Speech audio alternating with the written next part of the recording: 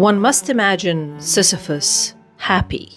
Well, Sisyphus is kinda tired, and more than a little burnt out. And maybe Sisyphus has got a shitty manager who doesn't understand that he's doing his best and is always asking for more, despite contractual constraints like Sisyphus being hired to do an entirely different job, or the physical limitations of the day being capped at 24 hours. Yet, Sisyphus has to earn a living.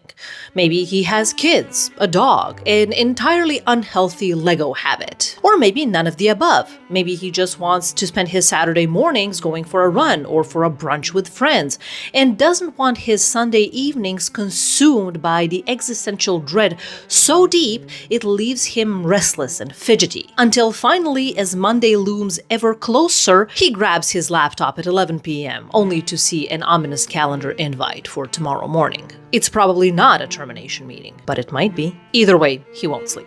Rinse and repeat for another 2,000 weeks, and congratulations, you've reached the age of retirement. Except, haha, there is no retirement in this reality. Inflation ate into your savings in a spectacularly inconsiderate way, and now you'll be handed an Uber Eats bag if you can still drive, or a mop if you can't. Your career, part 2, starts now. The next milestone is actually a different type of stone. In this video, we'll aim to answer a few questions. The first one being, why employers suck nowadays? And the answer we're looking for is, drumroll please, late-stage capitalism.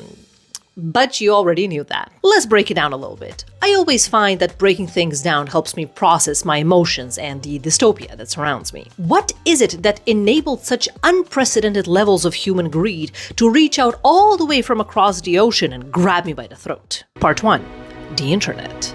You and I, statistically, have to work on the internet in some sort of way. Long gone are the days of adding a cool new song to your MySpace page and chronological Instagram feeds. I actually logged in the other day and saw someone that I've never met before. Now, granted, it's been a while since I've been on Instagram, so I thought to myself, hey, maybe this is just someone I followed a while back and completely forgot about them. But upon closer inspection, no, I really don't know who you are. Congrats on the new baby, though. I love that he fetched you a neat 100,000 likes. If a complete stranger I have no interest in can reach me in the comfort of my living room with such breezy ease, imagine how completely frictionless it is for my boss to do the same. And how compelled I would be to respond knowing he pays my salary that I then use to indulge in such frivolities as food. Point is, we're always online. There's no way around it. It occupies every moment of our lives, and we feel like we have to participate, lest we lose the privilege to play. Part 2. The efficiency. It's no longer enough to be skilled at one thing. My grandfather used to work in a factory. He spent his entire career at the same place, 20 minutes away from home. And he was the best person ever at making that one part of a tractor. You know why? Because he spent 40 years perfecting it. When he retired, they gave him a gold watch, a pat on the back, and sent him on his merry way to play with his grandchildren for the rest of his life. Sounds nice, right? I'm not sure exactly when, but at some point we decided, hey, fuck that.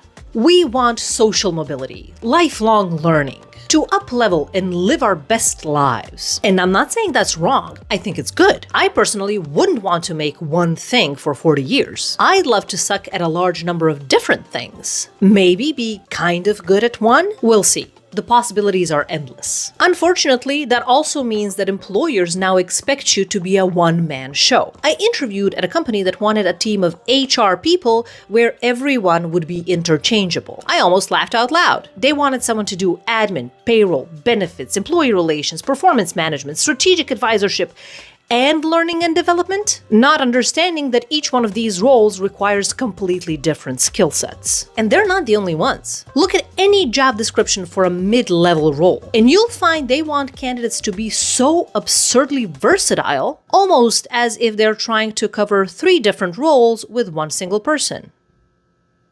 Part 3. The growth. One thing that feeds off this problem is the fictional story that there's growth to be had in these types of systems. The reality? Growth doesn't happen based on merit or actually acquiring all those skills they claim they need. At least most of it doesn't. No, growth happens when you're in the right place at the right time. Your company just did a round of layoffs and they need to salvage employee morale? Here, have a raise. Please don't quit at least until Q2. Your manager just rage quit and they desperately need someone to lead a team? Here, have a promotion. We'll hire your replacement later. Or never is good too. You can be the best employee in the world, demonstrate impeccable hard and soft skills, deliver tangible outcomes at the level above yours. But if the company doesn't need another senior engineer, there won't be a budget for it, and you won't get it until there is. That might take weeks, months, or years, or it might never happen. Are you willing to take those chances? Statistics show in this economy, yes, you are. People will take stagnation over the instability of job hunting, and that keeps us locked into suboptimal roles longer. What does this mean for you? Well, nothing good if I'm perfectly honest. You're tired, you're unmotivated, and you're so deep in this system that escape is unlikely. You're producing nothing of significance besides a paycheck. And even that is not enough to cover the small luxuries that can maybe help you recover from the despair haunting your work week. Worse yet, sometimes it doesn't even stretch far enough to cover the bills. So you're actually experiencing mild to moderate financial stress as a consequence of your full-time employment? I will forever be perplexed by how employers treat mothers in the US, who are expected to handle matrescence like an appendectomy and then redirect the majority of their earnings to a local daycare. Wild. In other news, burnout has become more of a state of being and less of a traumatic event to recover from. There's no room to recover even if you tried, because the 2-week vacation just doesn't cut it. And even if it did, we've all had to collectively reframe it as something that helps us do better work. Finally, you've straight up stopped enjoying things. Remember the last time you got assigned a big project at work and actually looked forward to tackling it? For me personally, it was sometime in 2019. But apart from that, when was the last time you were genuinely excited about a night out with friends? That wasn't a rhetorical question. I'm actually asking because all of my friends are in a similar state of resignation and hopelessness. We don't go out because we're 30, broke, and have been running on empty since the pandemic. The friend group is less Central Perk and more tattered remains of the Stormcloaks. And that's probably the sneakiest part of all this.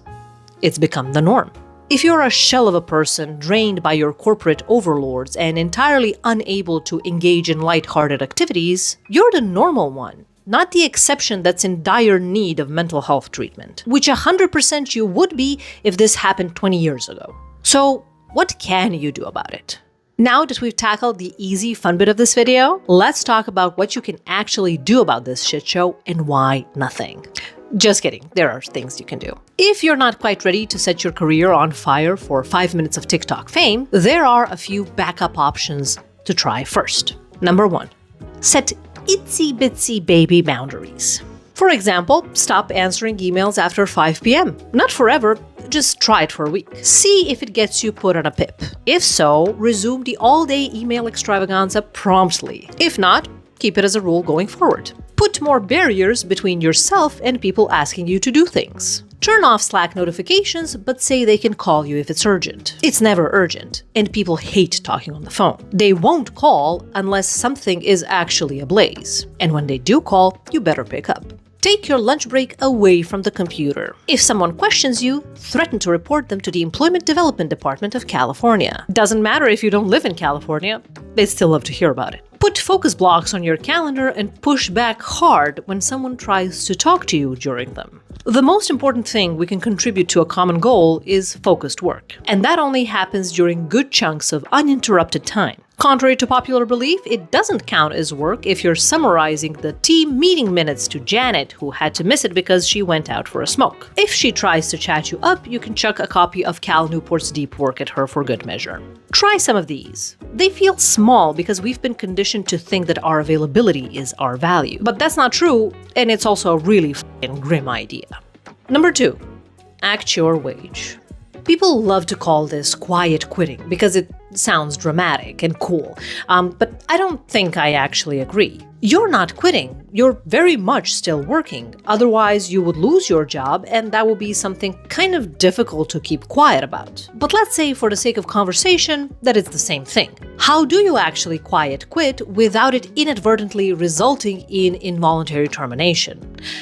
That was a mouthful. First, you have to understand your role's scope in depth. Ideally, this starts even before you join the company. It's a conversation you can have as a part of one of your interviews. If you ask point blank, what are the areas of responsibility in this role, and they can't give you a straight answer, that's a massive red flag. Coincidentally, you can watch this video to learn more about the red flags companies put up. But if you're already in the job, fret not. You can still bring this up in your next one-on-one with your manager. Get it in writing. Have your manager review and confirm. And anytime something gets added, review the list with your manager and see what can be dropped to make room. There's always something that's no longer a priority if something else is being added. This needs to be a continuous conversation, so keep the document handy and revisit it often. If you find yourself working past 6 p.m. several nights in a row, the conversation is already a few weeks overdue. Now, this isn't to say that you should never raise your hand when a new project starts or there's an opportunity to expand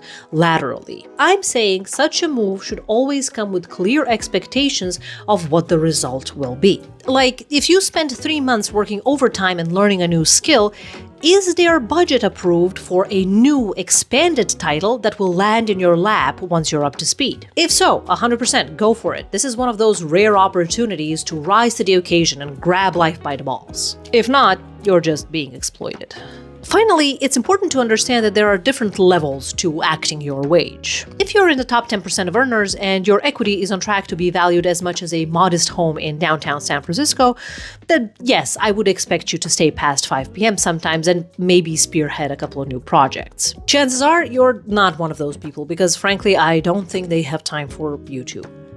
Number 3, snatch back your mental energy. This one comes last because it assumes and hopes that you have already done numbers 1 and 2. It's just hard to reflect when you're on the constant treadmill of emails and bullshit. But once you've taken back some of that time, you can start thinking about trivial things like, is this what I really want from life? Do I want something more? Something different? Or was the sole act of lowering the intensity enough to make my life feel more enjoyable? Ultimately, you don't have to have it all figured out, but you do need some time to try and steer your life in a direction that makes sense to you. Creating a bit of breathing room to journal, meditate, or hell, even take longer showers than usual should enable just that. You steering your ship a bit more wisely. So, there you have it. 3 things you can do this week to make your experience of late-stage capitalism a bit more compatible with human existence. You really don't have to burn it all down to feel better. You don't have to quit your job and move to Bali. You don't have to start a podcast or become a LinkedIn influencer preaching about escaping the rat race. There's something to be said about the comfortable routine of a 9 to 5. It's stable, it's predictable, and honestly, it's something a lot of us hoped for when we were younger. The sheer popularity of that one guy on TikTok that just kind of shared his daily routine around his 9 to 5 definitely says something about that.